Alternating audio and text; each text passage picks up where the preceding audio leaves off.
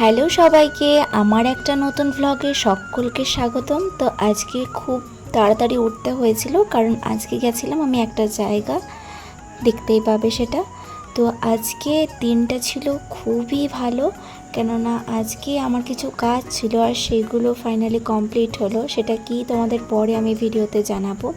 তো আজকে গেছিলাম কলেজ, তো রেডি হয়ে গেছিলাম আর রাস্তার ধারে দেখছিলাম অনেক ফুল টুল ফুটে আছে। এসব ফুল দেখলে না মনটা খুব ভালো হয়ে যায়। তো যাই হোক, আজকে আমার এমনি একটু দেরি হয়ে গেছিলো, যেতে যেতেই দেখছি যে ট্রেন ঢুকে গেছে। তো আমি আর ক্লিপ তুলতে পারিনি, খুব তাড়াহুড়ো করেই ট্রেনটা ধরেছিলাম।